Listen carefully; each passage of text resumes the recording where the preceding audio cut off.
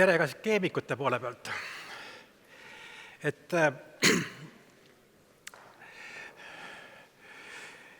Mina olen, täna ma tahaks rääkida just nagu vilistlaste ja kas nagu tööandjate poole pealt, kuidas ma näen seda Tallinna Tehnikaülikooli ja seda eriala, mida mina õppisin, ja seda vaadet, mismoodi ma näeksin, mismoodi oleks meil siis tulevikus hea koostöö.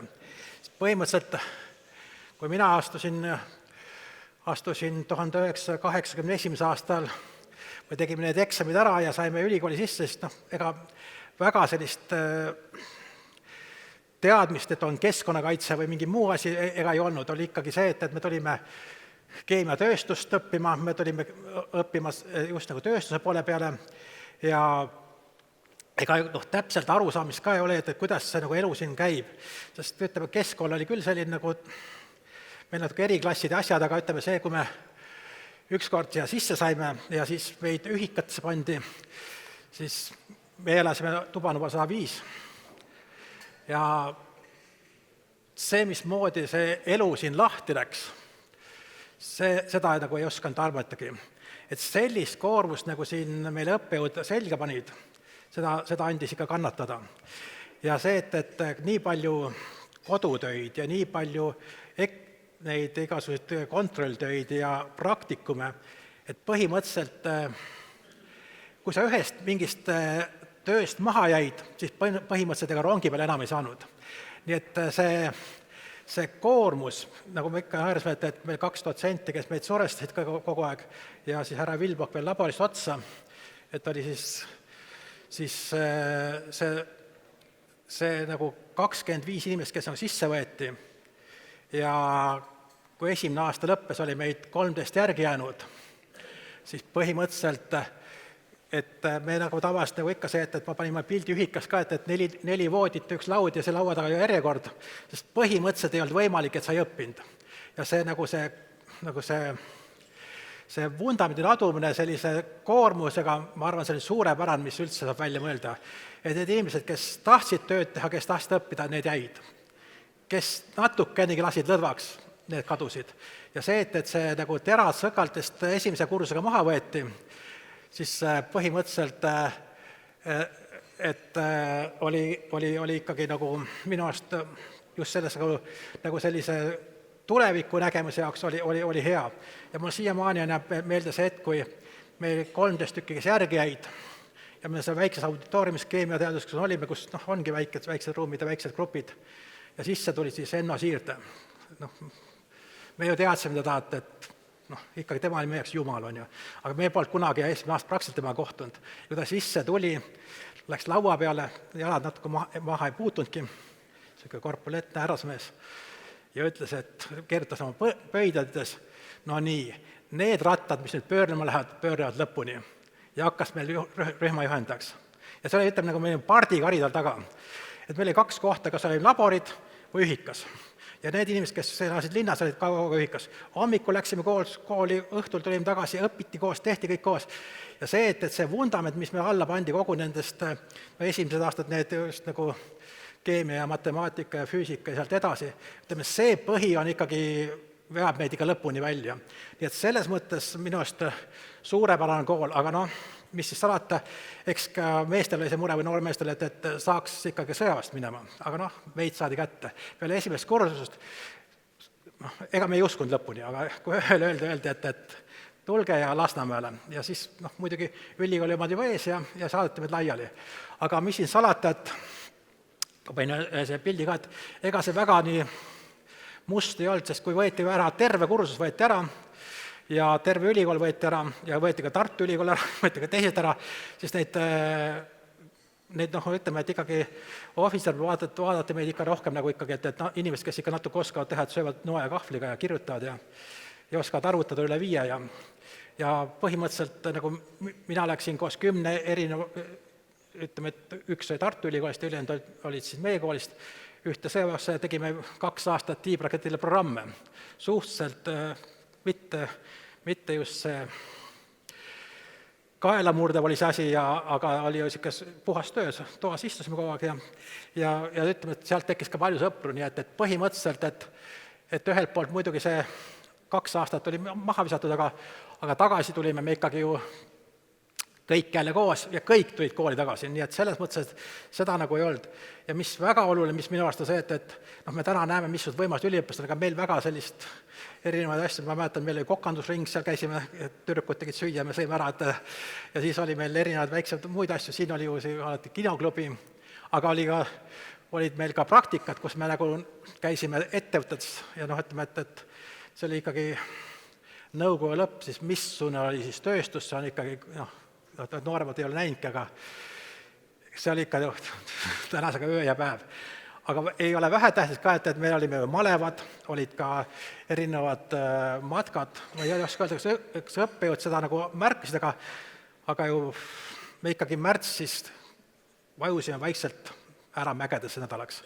Nii et seal käidi, ma arvan, eks nad nägid, me tulime pruunida tagasi, aga kõik see, nagu see kooselu ja koos tegemine on minu jaoks siis Tallinna Tehnikaülikoolis sellise hea mulje ja mis siin salata, et ütleme, kõik need üritused, mis toimus ühikas või malevad või matkad, need lõid sulle võrgustikud tulevast eluks. Ja teiselt poolt on see, et tavaliselt tekivad sõbrad ja head kaaslased tekivad raskustes. Kui on rõõmud, siis on rõõmud, aga raskustes tulevad inimesed välja, nii et mida raskemad hetked on, sealt tulevad ja sealt hakkavad tekkima sulle, ütleme siis kontaktid ja enda võrgustik. Ja eks me siin kõigepealt selle kokku 7 aastat siis oli, vahepeal ka seal sõjaväes tuli siis diplomitöö ja minul oli selline nagu teistmoodi natuke elu, et ma 4. kursuse lõpus läksin ühte väikse veekeemia laborisse, läksin nagu tööd tegema, ma olin nagu laborandi abiline ja tegin lahuseid valmis, mida me oskasime teha, mulle nimekiri, et mis lahuseid tuleb teha ja sealt siis äkki tekkis mõte, hakkas pihta see fosforiidi temaatika, eks me olime hästi aktiivsed, hakkas tekkima tunne, et võib-olla ongi mingid muutused tulemas ja sealt esimest korda ma midagi sain aru, et on ka keskkonnakaitse, sest ega väga palju keskkonnakaitsega midagi olnud. Ja põhimõtteliselt ma tegin diplomitöö koos, mul oli meie laborijuhataja oli Enn Otsa, kes oli keemiainstituudi Tagapõhjaga, oli keemiakandidaat ja siis ülikooli poolt oli siis ka meil nagu, kes vaatas seda üle, nii et põhimõtteliselt ma tegin nagu ainukesena oma seal rühmas tegin nagu diplomitöö, tegin nagu mitte ülikoolis. Ja sealt ma sain ka suunamise. Ja siis, kui mõni pilt ka, et see on just pilt enne, siis oli selline komme, et 100 päeva enne diplomit kaitsmist, siis me saime veel kokku, oli viimane pidu ja siis läks nagu tööks. Ja eks see lõpp oli ka selline, et suhteliselt rõõmustav. Aga ütleme, ja see on see koht, kuhu ma läksin tööle. See on Marja tänav 4D, seal on 2. korruses 7 akent, oli meil labor ja mina olin 7 inimene seal. Enamast oli ikka keemikud, aga Tartu Ülikooli poolt. Ja sinna 2. korrusse siis ma nagu läksingi tööle ja ma teadsin, kuna ma diplomi tegin merereostuse koha pealt juba, siis põhimõtteliselt mul oli teadmine, et ma lähen nagu õppima või töötama veevaldkonna peale. Oli siis selline asutus nagu Riikliku projekteerimise uurimisinstituut, Eesti maaparandusprojekt, veekeemia labor. Ja kui ma suvel enne tööle minekut käisime sõpradega viimasel matkal, oli Sahhalin ja olid Kuriilid, ja kui kohale jõudsin 1. septembril, siis selgus, et oli mõeldud, et meil on, et Eestis oleks vaja ühte laborit, mis mõõdab emissioone. Ja mulle anti täiesti tühi tuba. Ma arvan, see oli üks 15 ruutu, ühtegi asja, laudu ei olnud, tooli ka ei olnud. Ja siis mul juhataja ütles, et vaata, keldes mõned vanad toolid ja hakka laborit tegema. Ja samal hetkel oli siis, mul üks hea kursuvend oli siis inspektsiooni pool tööl ja me hakkasime, kuna meile anti ette, et on siis Maartu keemiatööstus, seda peab emissioone mõõtma hakkama ja hakake siis laborit ehitama. Ja me olime pool aastat, olime siis ülikooli raamatukogus, otsisime metoodikaid, katsetasime, panime, aga ütleme, et see meie haridus, mis siin antakse, see on nii tugev, et ütleme, sul on põhi all. Suva on, mis see eesmärk sulle pannakse, nagu ikka, alati tuleb teha suure probleem väikesteks, kui suurest aru ei saa, väiksed saab alati aru ja ühe kaupa puss läheb kokku, lõpus läheb kindlasti kokku. Ja kui sulle ütleme, et põhi on hea, siis lõpp on alati tuleb tulemus. Ja põhimõtteliselt oligi, et kui me alustasime, siis olid meil laborid sellised, kus kohal oli välide labor, kus sees oligi laud ja oligi, kui kolorimeeter oli väga hästi, tavaliselt oli ikkagi, et tiitrimine ja siis mõni elektrood. Nii et sealt me hakkasime tulema ja põhimõtteliselt me kogu aeg liikusime nagu sealt selle valdkonna poolt nagu uute teemade poole ja me kõigepealt ma ehitasin üles siis nagu emissioonilabori ja mingi hetk öeldi, et oleks tarvis ka tegeleda välisõhu emissiooniga. Ja põhimõtteliselt, et need teemad nagu tulid ja sa võtsid ette ja nagu arendasid ja see läks tööle ja me saime need asjad saime valmis. Ja põhimõtteliselt, kui me algus olid ikka sellised riistad, et kui me midagi mõõtsime, oli paberirull ja pliiats ja see oligi, et tuli jälgida, et kuidas seda tulemust kätte saada, siis põhimõtteliselt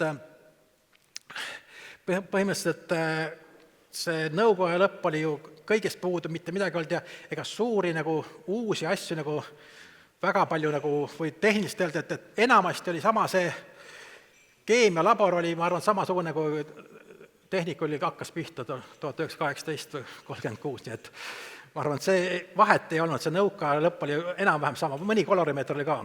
Ja siis olid üksikud ioonkromatorid, mis tegi Teaduste Akadeemia, siis spetsiaalne konstrueerimisbüroo ja siis seda sai juba nagu põllule kaasa võetud. Aga põhimõtteliselt, et meil hakkas see ikkagi, et me hakkasime nägema seda nagu see muutuste aega ja siis hakkas tulema erinevad koolitused ja arendused, nii et ütleme, et see haridus meil siin antakse, see on ikka põhi. Ja see, et kuhu sa nagu liikuma hakkad, et kuigi meie oli keemiatööstuse põhiprotsesside keemiaküberneetika ja sa hakkad liikuma nagu keskkonnakaitse poole, siis ütleme, et ega suurt ju vahet ei ole, kui sa tead, missuguseid protsesse seal keemiatööstus on ja sa pead hakkama mõõtma nende saasteid või ütleme, emissioone või siis ütleme, et mingid vett saasteained, siis kõige tähtsam on see, et sa nagu protsessist saad aru. Siis nagu mina ütlen, et meie kui insenerist, kui öeldakse, et see on see mingi probleem ja tuleb midagi tegema minna, siis sa ei võta mingid seadmed ja proovid asjad ja jooksed tehasesse või korstende juurde, või sa jooksed laua taha ja hakkad arvutama. Sa arvutad välja, et mis siit protsessi saab tulla, kui palju see on, mis ained, mis kogused ja põhimõtteliselt, kui sa eksid üle 10%, siis on kehv arvutus olnud. Põllu peal sa ikkagi nagu kinnitad seda, mis sa laua taga tegid. Nii et see on nagu ütleme, et alati on see, et kõik arvuta enne läbi, kui sa välja lähed. Et see on nagu ütleme, et samamoodi, mis meil ütleme, et ikka väga mul meeldis, et see, et kui meid kogu aeg see esimest aastat trilliti selleks, et need erinevad meil need kursustööd ja need muud tööd, see nagu kuidas sa pead, ütleme ühelt poolt tähtaeg, see on täitmiseks, ja teine on see vormistamine. See on nii oluline see, et sul jääb nagu sinna seljaajus sisse, et sa ei ületa tähtaega ja teiselt poolt see, et sa vormistad oma töö korralikult ära.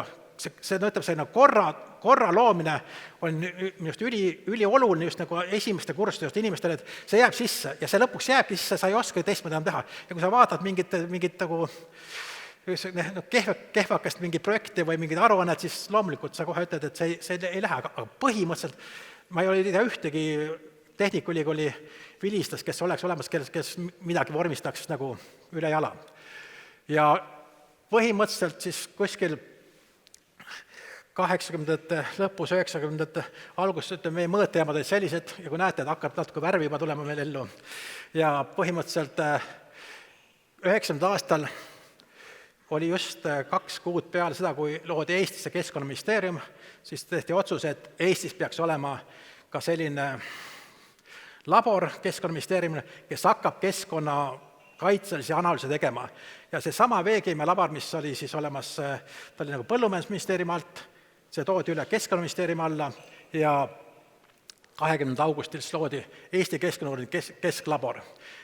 Põhimõtteliselt ja siis selle raames meil olid hakkasid juba mingisugused esimesed kokkupuutud Euroopa poolega ja põhimõtteliselt, et laboris hakkas tegema keskkonnapoolsed analüüsid, mis me siis nagu ütleme, et Keskkonnaministeeriumi tellimisel tegime.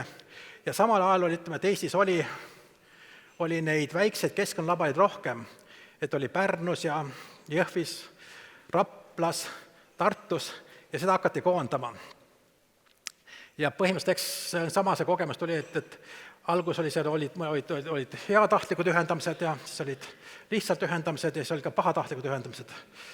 Et see nagu kogemus seda, kuidas organisatsiooni üle võtta, see on ka olemas, et muidugi räägi ja veena, aga kui ei aita, siis tuleb tegutseda, lihtsalt tuleb jõuga teha asju. Aga midagi ei ole teha, ütleme see kogemus, millel oli, ja siis põhimõtteliselt 1996, kui kõik oli konsolideeritud, kõik oli kokku pandud, siis hakkas sekkama kaugus kuskil tulevikus hakkas paistma Euroopa Liit. Et minu jaoks oli alguses, et mina olin siis põllul, tegin tööd, või ütleme, et juhatasin, olin rohkem nagu siis välisõhu teemadega ja mina jaoks mõtlesin, mis Euroopa Liidu seadus, see on nagu surinamu seadus, me teeme oma asju kogu aeg siin ja teeme. Aga ikkagi see tuli ja siis põhimõtteliselt meist nagu loodi keskkonnauuringute ja analüüside kompetentsikeskus ja põhimõtteliselt, et see, nüüd ta peaks käima minema kuidagi. Kas keegi nagu teab, kuidas see käima võiks minna? Äkki paneb keegi? Jah, mida? Jah. Kuidas? Mul öeldi töötab. Vaat, kuulan, et meil töötas. Eesti Keskkonnakeskus töötab kõik asjad. Tõsiselt töötame? Okei, ma räägin ise. Praegu pidi tulema suurepärane video, kuidas Eesti Keskkonnakeskus on arenenud. Me oleme kõik hooned ära renoveerinud. Kõik on värviline ja särab. Ja põhimõtteliselt täna meil 186 inimest töötab, 44 inimest on meil, kellel on Tallinna Tehnikaülikooli diplom. Meil on filiaalid on Tartus, Pärnus, Jõhvis, Kohtla-Järvel ja ka Tallinnas.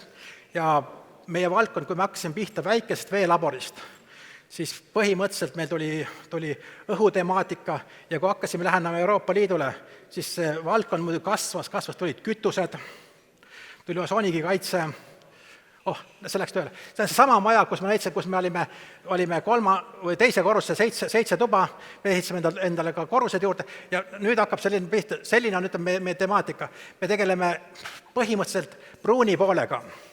Kõik see, mis inimtekkeline saaste, ükskõik kus, mis kohas, me mõõdame neid asju. Ja põhimõtteliselt on see,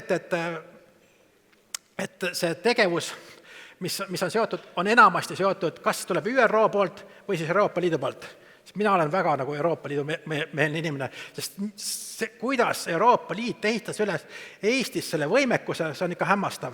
Sest see, et mul on olnud läbirääkimist, kui me kästi kütuse valdkonnas lõpetada ära kõik see kütuste pesemine, värvide muutmine, kokkusegamine ja kui me see temaatika, et kuna Keskkonnaministeerium vastutab kütuse kvaliteedi eest, siis kästi, et lõpetage see jama ära. Ja ma rääkisin läbi ühe prantsuse daamiga, 44-aastane suurepärane naine, aga karm oli.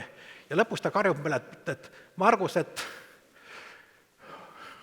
see oli jutuks, et meil on ka, ütleme, eks laevadel toimub see kütuse muugeldamist, et need laevad, mis veavad seda, ütleme, et laevakütust laeva juurde, sõidavad laeva juurde, praktiliselt tuul puhub minema ja kui nad ära on punkerdanud laevad, siis nad niimoodi, et parras ei paista vee alt välja ka praktiliselt. Et käib teistpidi asjad. Algus oli sellised asjad, kui enne toll oli veel nõrgem. Ja siis põhimõtteliselt see naine ütles mulle, et lõpetas kõik ära, ma ütlesin, oi, ei saa, et me oleme Eesti keskkonnauuringud, et me laevadega ikka ei saa väga tegelikult, meil peab laev olema, oske laevad. See laevad maksab 10 miljonit, wow. Ja siis ma küsin, et kõigepealt ütlesin mulle, et kui palju sa suudad absorbeerida raha? Ma ütlesin, ma pole kuulnud, et raha absorbeeritakse, sest me oleme keemikud, on ju. Ja siis mõtlesin, et vau, ja mul on üks projektijuht ütleb, et mis ta ütles mulle, absorbeerida raha. Absorbeerida raha? Mis ta mõtled selle all? Ütles, kui palju sa jõuad raha ära kulutada? Issand jumal, tõusin püsti lõputult. Aga tegelikult ei ole, see on praegu nagu ma arvan kaitseväes sama asi, et kui raha tuleb liiga palju üle, läheb inimesed lolliks kätte. Et põhimõtteliselt on kõigil asjadel piir ja asju tuleb teha väikeste juppidega, nagu ikka insenerid teevad, ei taha korraga ei tohi kõike teha. Ja see, et me esitasime üles, ma arvan, ka Baltimaade, Põhjamaade parima kütuselabori, meil on kõige parem õhukvaliteedi juhtimissüsteem, me täna liigume vee poole modelleerimisel ja kui me alguses hakkasin pihta nagu laborianalüüsid, siis me oleme liikunud edasi modelleerimise peale. kuigi ma olen keemik ja ma usun seda kõik asju, aga mul on nagu tunne, et matemaatika vist lõpus võidab meid ikka. Et see, mismoodi tänased arvutimudelid töötavad, loomulikult on tarvis analüüse, keemilise analüüse, ütleme, et põhimõtteliselt, mis kontrollivad neid asju, aga see arvuti võimsus, et kui me esimesed mudelid Eestisse panime 2005 ja siis üks mudel arvutas Eestis näiteks, ütleme, SO2 mingi kontsentratsiooni, ta arvutas 5 päeva. Täna me paneme mudeleid kimpudesse 8-10, mingid ühte teemat arvutame, et mudelid ikka ju ühed osad valetavad, teised osad valetavad, keskmine tuleb päris hästi, siis põhimõtteliselt me plõksutame neid sekunditega, sama asja, see võimsus, mismoodi see maailm on nagu muutunud, siis see on niivõrd suured muutused ja see kogu see infotehnoloogia on meil nii palju abiks, siis see, et kõik see tegevus ja samamoodi ütleme, et ka nagu meie vaates, et kui sa teed, siis sulle pannakse kogu ülesanded juurde. Ja kui algusaastad olid siis, et enamasti juhtus see, et kui Eestil oli mingi rikkumismenetlus, kutsuti mind välja, öelda, et see on probleem, lahendage, ja sa ei teadnud, mis seal sees võib olla. Ja see, aga see just see, et see nagu see meie nagu haridus, kus me tuleme, sa ei hirmuta sind, sa lihtsalt võtad teema lahti, võtad materjalid, loed läbi, eks meil on meeskond päris suur, ja me teeme ja saame nende asjadega hakkama. Ja samamoodi ütleme, et kui me ühelt poolt oleme seotud nagu keskkonnas, siis ütleme, et täna me saame ka sama ütleme, et neid analüüsimeetodeid või neid tehnikad, mis meil on, kasutada ka teiste valdkonda juures. Et siin ühe peal üks pilt, kus oli näha see roode altar, meil tuli niimoodi, et me oleme maksutollimatega väga heas partnerlussuhtes, me juba 15 aastat oleme nende jaoks nagu põhilabar, kes teeb kõik KN-koodid ära ja kõik need, ütleme, maksustavad komponent määrame. Ja siis meil on üks seade, millega me mõõdame erinevad metalle, niisugune röntgenseade, käsiriist, millega saab siis koha peal mõõta, enamasti on seotud kolmandast riikist tulnud erinevad toodetega, on autovaroosad, elektroonikased, et seal sees ei oleks ohtlikke aineid ja metall erinevad.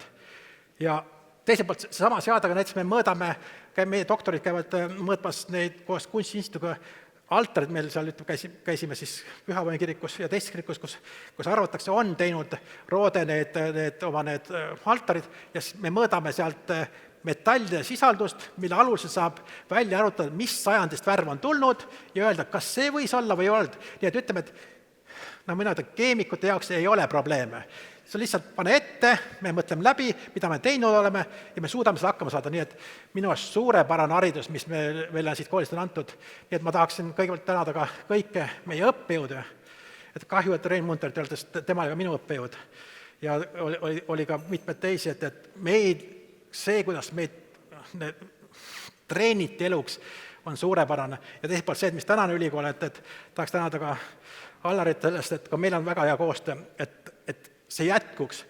Sellised inimesed arvas, ma ütlen, meil on 44 inimest ja kui kogu see, mis me täna teeme, näiteks öeldes kliimapoliitika, siis meie jaoks on see kütuse põlemitame erinevates valdkondades ja CO2 arutus. Kui sa räägid seal kuskil inimesed, et tahkest kütusest tekib vesi ja CO2, 2-3 inimesed ei usugi see asja, nad arvavad, see maanuld on ju. Aga see, et sellest koolist tulevad seda inimesed, kes oskavad arvutada, oskavad teha neid erinevaid tegevusi, et see on minu arust väga suurepärane kool, nii et ma veel kord tahaksin tänada ülikooli, tänada teid kõik õppejõud ja ilusat seda päeva edasi, nii et ka minu poolt suur aitäh.